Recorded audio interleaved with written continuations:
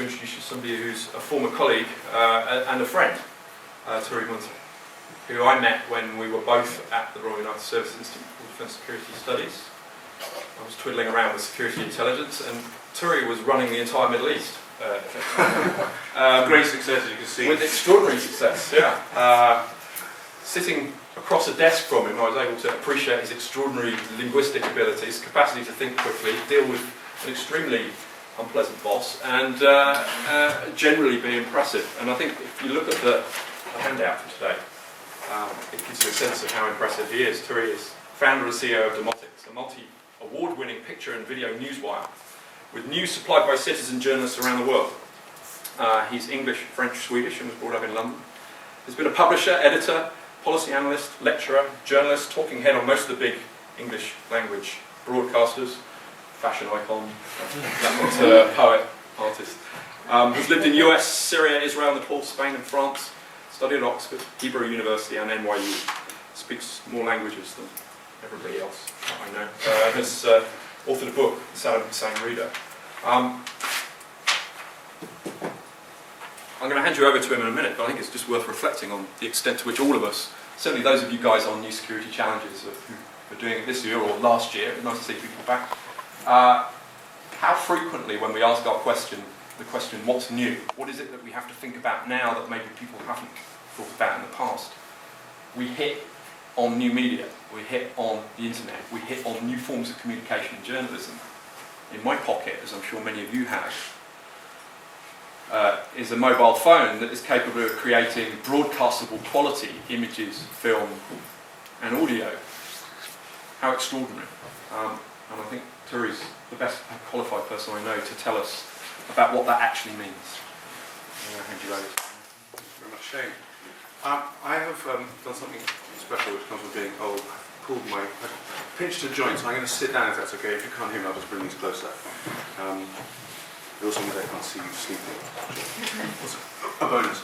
I'm going to talk to you. Whoa. You don't need these, do you? No, we can. Is that all right? Yeah.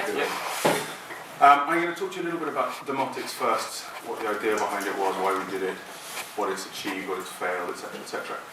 And then very generally, because Shane and I can come up with a title and I can't think in straight lines, I'm going to sort of float around a few of the things which I think are relevant now when it comes to new media and its impact on specifically conflict, and of course the other way around. And then I'm going to finally end with a little look at these so-called social media revolutions that have taken place across the Middle East, or not, over the course of the last two and a bit years. So that is Demotix. I will never name a company again. It comes from Demos, you'll all get that, but 99.9% of the people who I showed my business card to say, oh, Demotix, you demote stuff, you make good stuff worse. So turns out that the Greek isn't a very good inspiration. I think I should have probably stuck with an unpronounceable vowelless splurge as a name. But the idea behind it was very Demos based. What we were trying to do was to create a free speech platform on the one hand, and also create an alternative newswire on the other. Essentially, there were two key problems which I identified back in 2007, which are age-old, not age-old, they're recent, but they're certainly a decade old. I thought I could take these two problems, shake them up together, and come up with a sort of a simultaneous solution. Those two problems was one, this, if you look at Freedom House's index of free speech around the world, it has diminished over the last, since 1991, amazingly. So the spaces in which people get to tell stories which count, talk truth to power, whatever cliches you imagine journalism is about, have shrunk. That's one.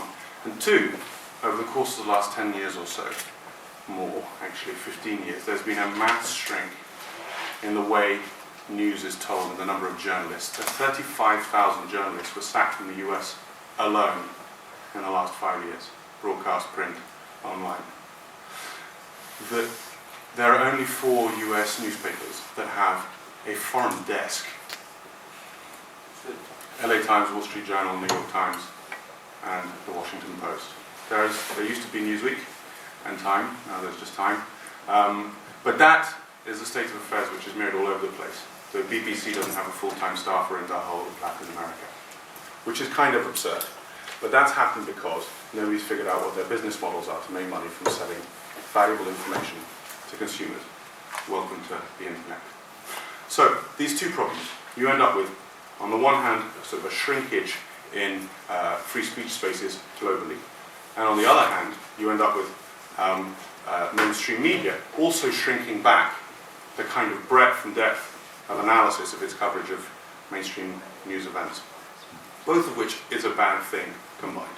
So our sense was, could we create a free speech platform allowing anybody anywhere to upload stories, videos, images, etc.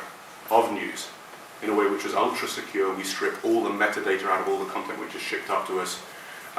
In Iran 2009, where we first really hit our stride, we were shipping things in via anonymous Google accounts, trying to use proxy servers which fell over, etc., etc., but as safe as we could possibly make it for our contributors, for local witnesses, for local citizen journalists, and actually, frankly, for professional journalists in large parts of the world where they couldn't get their stories told. And could we use that material to supplement this ever-shrinking sort of pool of news sources for mainstream media? So essentially the idea was to take citizens or witnesses or local contributors and feed them in to the big media beast, the Guardians, the New York Times, the CNNs and BBCs of this world. That was the idea. I won't go into everything that went wrong, lots and lots and lots of things went wrong. But broadly, the idea has worked. So now we have around 35,000 contributors around the world. We broke the 1 million image mark. One of the things we had to do was to focus on images and video. And the reason we had to focus on images and videos is because they're much more easily verifiable. One of the key problems about, and I'll talk about this going down, with citizen journalism or the new media landscape is how very hard it is to make sure this stuff is true. But anyway, so that was broadly the idea behind Demotix. And Demotix is no longer my company, so I can say anything I want about it. It was bought last week or 2 weeks ago by Corbis, which is a very big picture library owned by Bill Gates. So I can now be as rude as I want and tell you everything that went really wrong, because I don't have to sing quite for my supper in the same way. But Demotix was made possible by essentially a variety of different things. One, obviously, tech. Tech, not just in the fact that, as Shane was saying, you've all got devices on you today which, if you have the right story to tell, could feature on primetime news anywhere in the world. But also tech for verification technology, which is what we use, and more, and this is the thing which has been slow to really pick up, the tech which allows journalists, professionals, those people who package together news stories, to be able to tell more interesting stories. So I think that's where the tech has really changed on those three spaces. And perhaps more importantly, what's also changed is culture. So 10 years ago, before comment sections existed on websites, you had to be the Duke of Mayfair to get your op-ed printed in the Telegraph and the trade union leader to get your op-ed printed in the Guardian.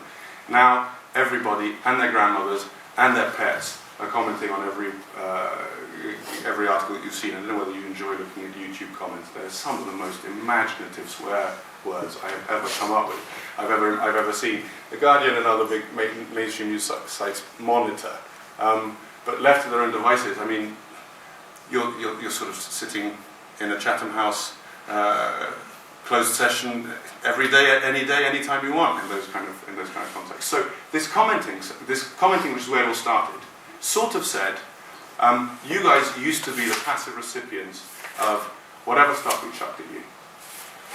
When commenting picked up and the web picked up, it sort of said, when it was gimmicky, it was, we'll listen to you, we'll try and engage you, we understand that communities and people who are loyal to brands, etc., are useful for our idea of who we are. And then it got much more than that, much more than that. Because I think what the devil, the genie unleashed out of this bottle was suddenly the people previously known as the audience felt that they had a right of reply, a right of comment, a right to an opinion, a right to engage in these stories, and did so. The number of journalist friends of mine who've unwittingly posted factual mistakes on newspapers and find themselves attacked from all quarters within seconds. A friend of mine mistook Diego Garcia for an American airbase, when it is an American English airbase and has got very complicated legal status. Within minutes, she was the laughing stock of everybody who cared about Diego Garcia. So it's done a whole bunch of good things to keep journalists a little bit more accurate.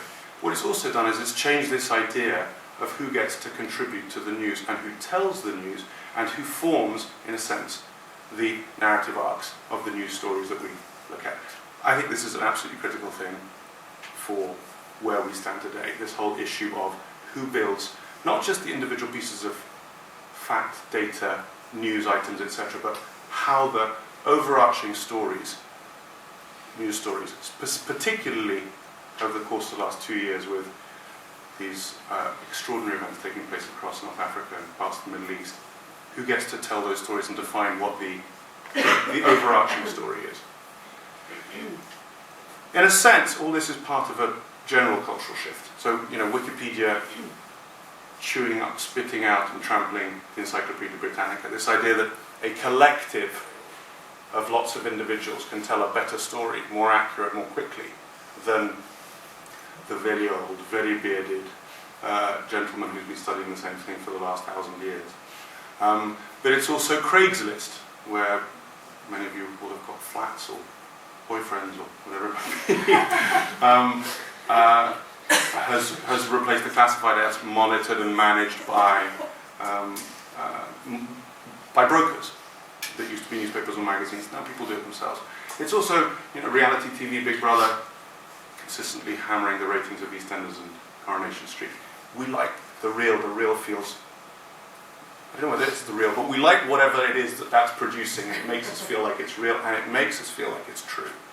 So this cultural shift, sort of a new kind of ownership of discourse, of narrative, of the conversation, has really been made possible by the web and the way the web has been sort of built up. So, in a sense, that's why the web was invented. It was invented by a bunch of anarchist academics who didn't believe in much in private property, and I believed that everybody had a right to throw everything at each other, and in certain ways they've been borne out, much to the dismay of many musicians and who are the other content creators, and journalists. I'm trying to think of others other than my poor... The travel writers. Right, exactly.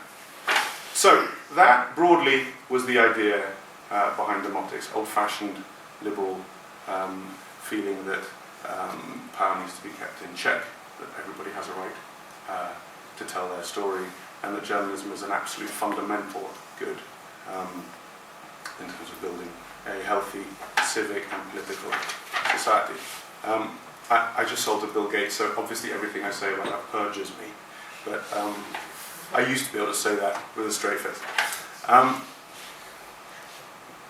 Let's go back to sort of this more general feeling that I have. You may all disagree that there is the Craigslist versus Time Out Classifieds, the Big Brother versus Coronation Street, and look at it very much and purely within. Should we put a bunch of pictures up so they don't have to look at me? Yeah. I don't know how to do this. This is for you to look at, and you cannot listen to me. These are just pictures from Demotix of predominantly of Middle East and North Africa over the last couple of years. I haven't looked at them. If they're not safe for work, then you can shout and turn them off. They're all great. Anyway, so just okay, good. So, yes, Craigslist versus Time Out, Big Brother versus Coronation Street. If you think about that within the context of the news, what has happened? There's been a dramatic shift from a state of... None of you are listening to me, you're looking at the screen. I'm here.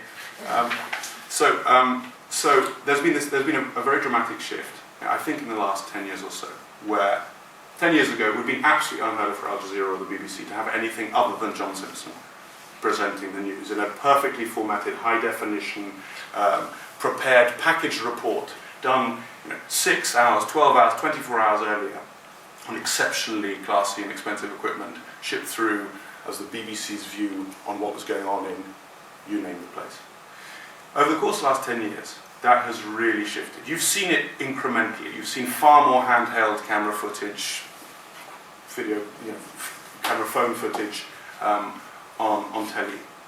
And there has been, and I know this from Al Jazeera themselves, Al Jazeera has actually gone out of their way to use that handheld camera phone footage when they can, for a very simple reason, is that in a sense, if you'll bear with the kitsch soundbite, there's been a shift, a cultural shift from authority to authenticity, from the authoritative voice of John Simpson in HD, fully prepped up, looking smart with his particular position on whatever issue it is, through to this authentic view from the ground, man, woman, child, with a cell phone camera. It's real, it's there. And in a sense, I see it very much as the same kind of idea as a Wikipedia, so far as the story which is told from Tahrir Square is a story of, it's dozens of aggregated subjective positions put into the same place. So the story you get from Tahrir Square is 1,000 people's different camera phone footage. It's not John Simpson. And audiences feel, because of this cultural shift that I think I've been trying to invent for you, feel that's truer. They appreciate it more. And there's a reason I think they appreciate it more. It's because they've been involved in it themselves, because they've been trained, we've been trained to think we sort of have a right of reply. We have a right to engage.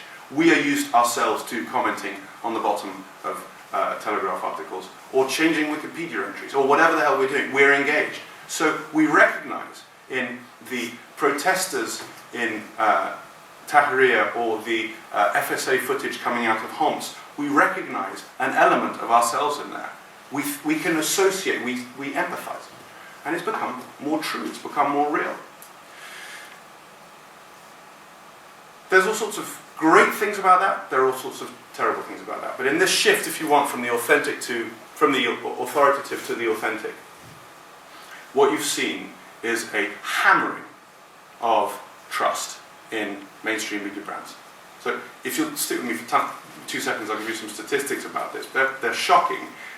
They're shocking to me. They're potentially ignorable, but they actually have, it has real impact. So the Pew Center in the US does all sorts of studies on media, society, religion, media politics, religion, and on and on and on. They're very, very wealthy, and they're very, very good at what they do.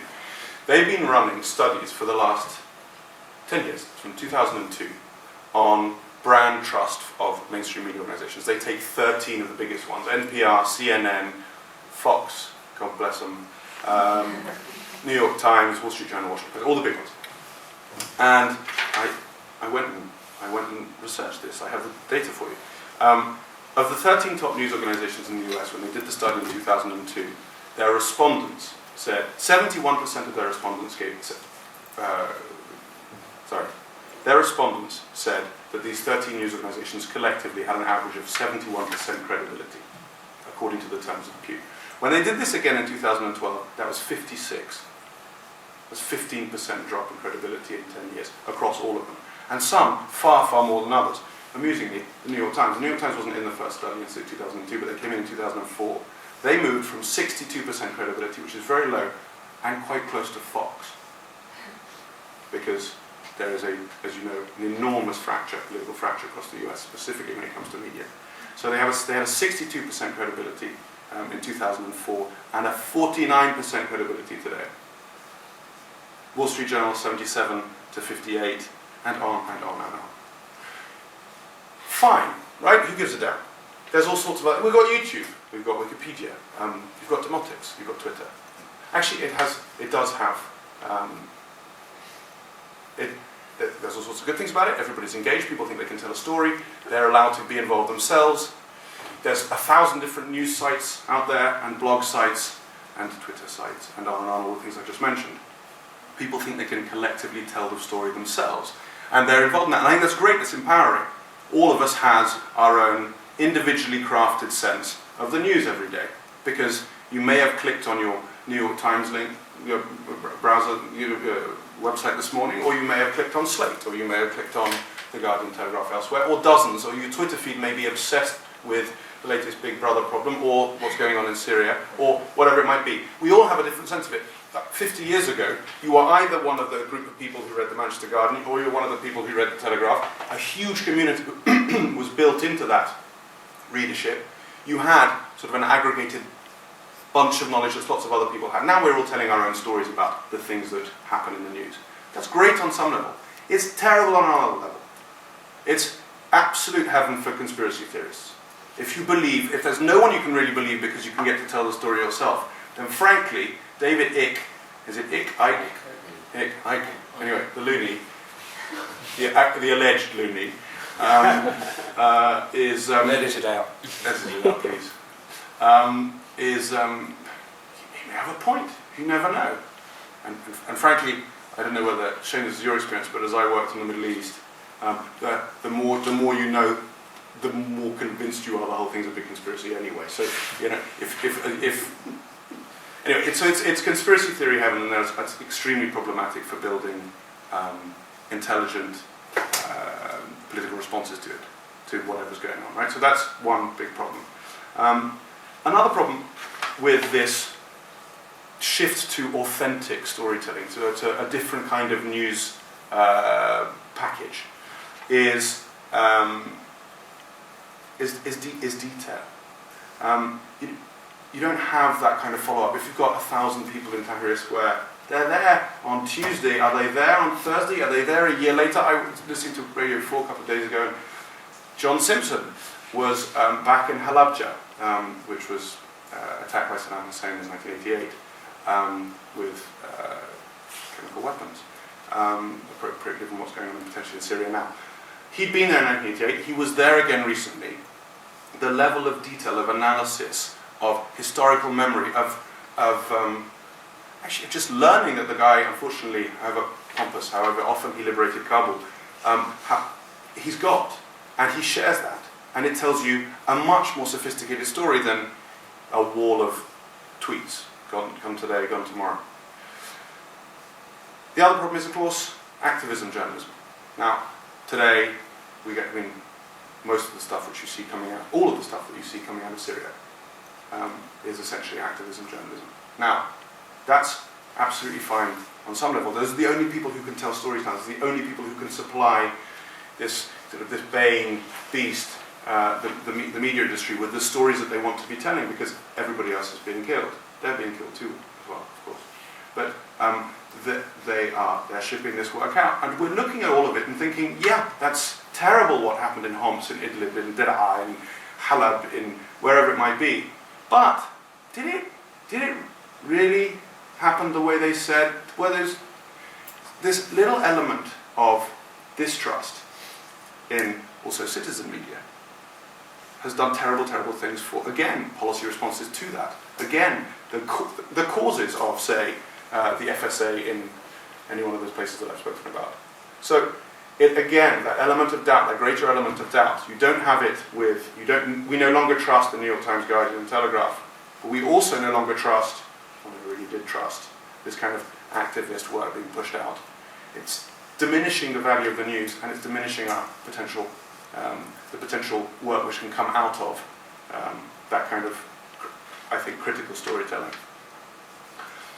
And then I think the final element of sort of the final negative, if you want, of this shift away from John Simpson in HD through to this collected, this aggregated subjective, which is Tahrir, which is what the local coordination committees in Syria are pumping out on their YouTube channels every day.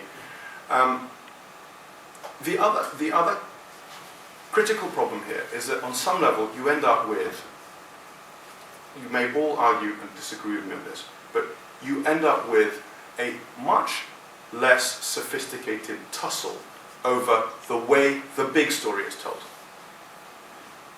I sort of think what I mean is that you end up by truth by numbers. So let me give you a classic example of this. So June 2009, Mr. Ahmadinejad, bless his cotton socks, decides that Iran doesn't need a second round of elections. He's won the first round. Straight out election fraud. Twitter, which was asked not to be shut down by Hillary Clinton right at this moment when they were due for a security upgrade. Perhaps they should have done that. Twitter is pumping out hundreds of millions of tweets from Iran with the hashtag Iran election at the time. I don't know whether you remember this. Everybody gets super overexcited about this. Ian Black at The Guardian describes an election being a coup d'etat, an election being stolen. There were big protests in Tehran, which you saw. There were hundreds of thousands of people in Tehran, as you saw. And behind the Green Movement, behind Mousavi.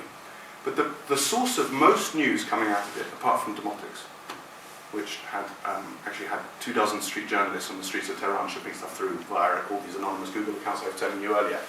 But actually, most of it came through Twitter. As I said, there were hundreds of millions. I think they finally reached 1.2 billion tweets with the hashtag Iran election. At the time, to put it in perspective, the number of Iranians with a Twitter account was I got to count the zeros, 0.00025% of the population had a Twitter account. The vast majority of the people in the protests in Tehran, remember all foreign journalists were either arrested or kicked out of the country or had their equipment taken away, or a friend of mine was in solitary confinement for 3 weeks in Evin prison. There was very little professional oversight of what was going on over there. But the vast majority of the protests came from and were around North Tehran, which is a very wealthy part of, it's the wealthiest part of Iran.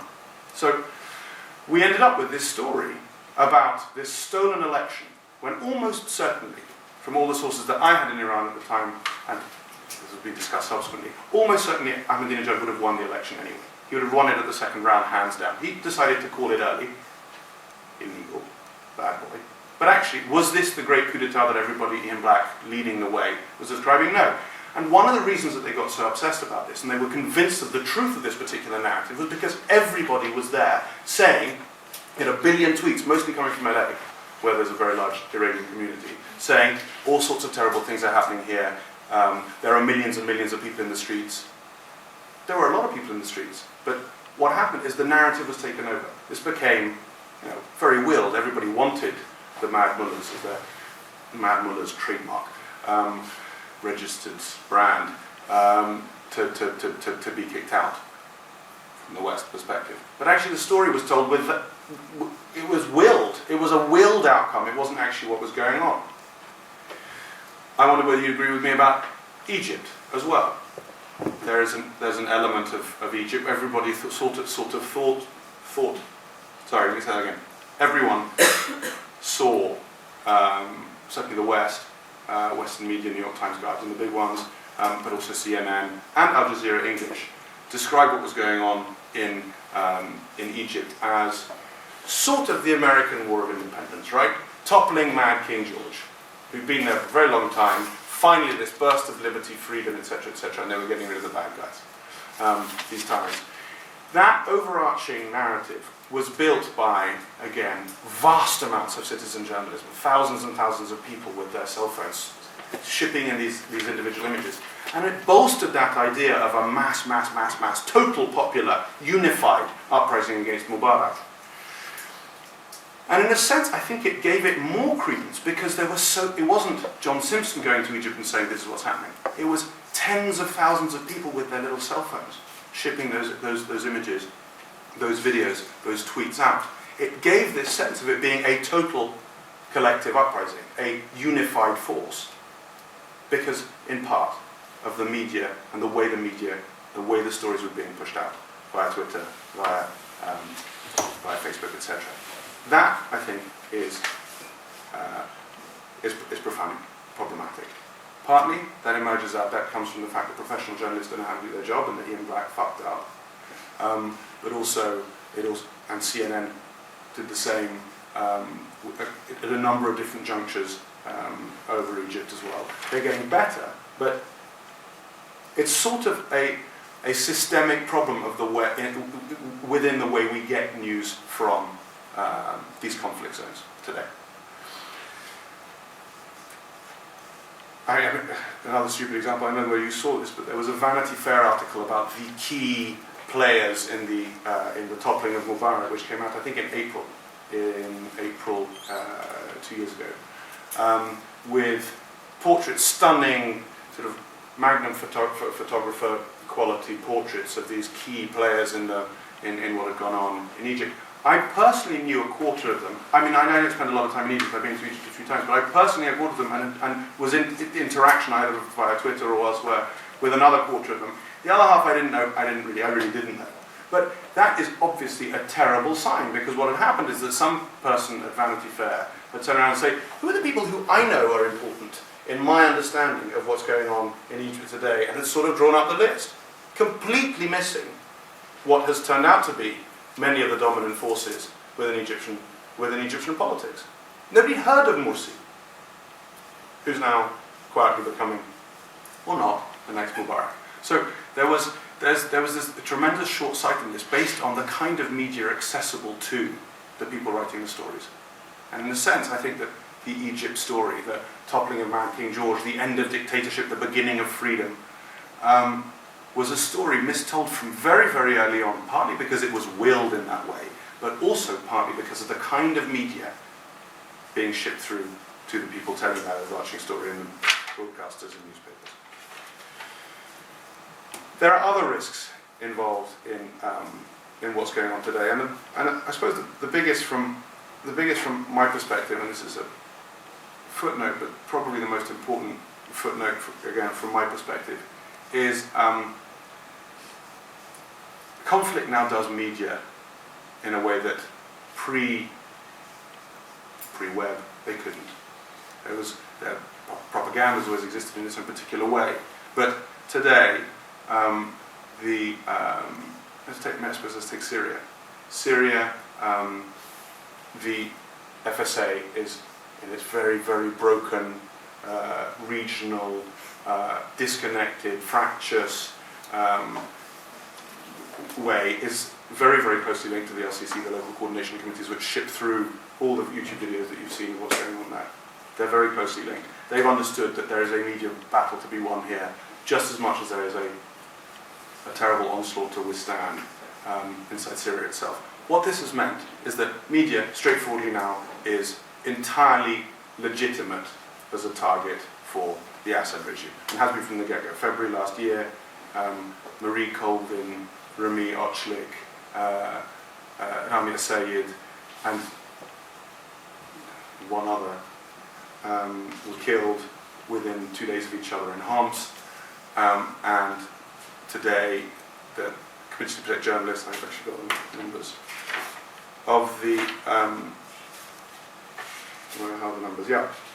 Of 61 journalists killed so far in 2012, according to the Committee to Protect Journalists, 28, almost half, have been killed in Syria. And that, no doubt, is because media, the media wing of the FSA, the LCC, has sort of, and the fact that the FSA has a media wing, has sort of meant media has become a legitimate target. And we're seeing numbers of journalists being killed go up and up and up every year. That, and there are other reasons for that, but that's not a nice thing to identify within this new landscape, much of which is very positive. How much time do I have? Almost none. I've been talking. Give me another 10 minutes, 15 minutes? You can keep going as long as you like, because we have till 1:30, so okay. We can have a chat afterwards. Other things which do not. I'm trying to think, just to hurtle through this. A couple of. We spoke. So I think probably sort of the general trends here that I've spoken about in terms of the downsides of the way media is produced today is, I think, specifically this corrosion of trust. This corrosion of trust in mainstream media, this corrosion of trust in citizen media, in Twitter, etc., etc. And as when I think of Syria particularly, you can sort of see the impact that it has. From my perspective, having lived there for a while, having close friends, having been in touch with quite a lot of people there over the course of the last year and a half, including tech activists and doctors' networks, etc., etc. There is a terrible David Goliath thing going on here, which is monstrous from my perspective. And yet, the stories coming out of the media the fact that we can't trust what's coming out of these local coordination committees somehow devalues the suffering that they're going through, and I think probably mutes some of the policy responses. So, and I think that's probably the thing which irritates me most right now, but I think it's all part and parcel of this slow corrosion of trust. That's, I think, the bad stuff. The good stuff, there's an enormous amount. If you think that the Gulf War I was presented to us through flight simulation videos, that's true for large parts of it. We've come an enormously long way. What social media has enabled us to do, what things like Demotix and their countless other versions of citizen journalism networks functioning all over the world, what that's allowed journalists to do is something extraordinary. I don't know whether you remember when Libya first kicked off, a whole bunch of journalists tried to get into Libya via Tunisia, and they couldn't get in. So for, I remember about a week, we had these extremely detailed and fascinating reports about the refugee situation on the Tunisian border from Libya. I wanted to know what's going on in Benghazi. They couldn't get into Benghazi. So we got reports about refugees, Libyan refugees on the Tunisian border. No, that precisely describes the limits of old-style professional journalism. When you can't get there, there is no news. The fabulous thing, obviously, about social media and about the fact that all of us feel we can get engaged in the news, and also the fact that all wars now, certainly across the Middle East, were waged both physically and mediatically as well, meant that we had an enormous amount of material coming out of Benghazi, coming out of Tripoli, coming out of, really coming out of the whole country. And so what that allowed journalists to do, the good journalists who understand this potentially extraordinarily powerful combination of local citizen witnessing and professional packages, is that it allowed them to do this kind of helicopter view journalism of what's going on in Libya through Twitter, through Facebook, through everything else, and have that local journalists on the ground corroborating, getting stuck into the more interesting, more intricate stories, which is, it's obviously a massive, massive improvement on what we were able to do 10, 15 years ago. I'm just thinking about pieces of tech which allowed us to do this. So that, in a sense, is Twitter. Skype, right? Cheap voice over IP, means that we finally now get to talk to people we'd never been able to reach before. 15 years ago, you needed to take huge pieces of equipment, plus have a BGAN, plus have everything else, to find somebody who you could interview and then ship out in halfway usable video quality. Today, Al Jazeera does everything on Skype. BBC does stuff on Skype, finally. So we're able to get a voice from the ground, a kind of voice that was previously inaccessible. Data journalism. The extraordinary work that Open Data Initiatives have done or have been involved with. UK, US sort of lead the way here, but they're really happening everywhere. Allows us also to get stuck into really complicated subjects in ways which are quite interesting, whether it's figuring out what local councils spend their cash on, because you can take one Excel spreadsheet and another Excel spreadsheet and shake them up and down for a little bit, and you end up with a beautiful visual description of how much money Brent spends on childcare versus sewage or whatever it might be. Maybe the two are the same. So that's allowed us to surface information which we'd have found extremely difficult to find before, and it's allowed far more sort of surprise discoveries, which are a critical element of investigative journalism. And then I think the thing which I prefer, which is my all-time favourite new piece of, it's not even that new, journalism technology, which for me sums up and exemplifies all the great pieces the tech and culture have allowed us to achieve today in journalism, which is the live blog. Whenever big news events hit the ground, the big news organisations produce live blogs on their websites, and you can auto-refresh them. I spent most of my time with it on my iPhone. The people who run live blogs have to type very, very, very fast. Andrew Sparrow, who ran the election blog for The Guardian, was typing 14,000 words a day. What? His fingers got shorter and shorter. But the extraordinary thing about the live blog is essentially, if you think of the live blog, what it is a journal. It's an article where you can still see the stitching. Before the web, they would go off, they'd interview whoever they were interviewing, they'd go off and they'd have a little ponder and a cigar, and then come back and write up their pondered response or description of what had happened during the day. Now, it's happening as it breaks. And what's finally happened is that journalists have realised, because of the commenting that we've been doing at the bottom of their articles for the last 10 years, journalists have realised that we're not actually, we're not that dumb. We are informed. We are able to read a piece of content also for the context out of which it emerges. We're already questioning the sources. We're perhaps questioning them too much. It's part of this culture is questioning where everything comes from. We do that very well, which allows Andrew Sparrow to ship in a piece of a YouTube clip, which he says, I'm not sure whether this is true, but this looks like it's come in here. This is a tweet from here. This is actually from our correspondent who's stuck outside of Westminster. This is what we think has just happened. It's all packaged together without them sitting there and doing the thinking for you. They're giving it to you to do the thinking for yourself. That's beautiful, because it's exactly that that interaction, the right kind of interaction between the witnesser, the citizen, the person who's there, the person who's uploaded, and the professional journalist in a single piece of content, a single piece of news, if you want, which is also left open for the consumer of the news, so that there is a sort of a perfect transparency between the news, the way the news is built, and the way the news is consumed. That, if I have, as a paradigm, is the way that the rest, the future's, I think, gonna work. Okay, I'm going to stop talking about media generally right now, because I don't know quite what I'm saying anymore. I thought, just because everybody wants to talk about this, you may not want to talk about this, but please say no. This whole question of the social media revolutions is what's happened over the course of the last 2 years since Mr. Bouazizi set himself on fire. Are these things virtual revolutions? Are they social media revolutions? And perhaps we can just leave that open for a minute. My perspective on this is that they're not only not social media revolutions, it's profoundly offensive to describe them as social media revolutions for a number of factual reasons, as well as the fact that virtual revolutions don't end up with hundreds and hundreds and hundreds, and in the case of Syria, thousands and thousands and thousands of real dead people. One. But two, so that's kind of self-righteous outrage out of the way.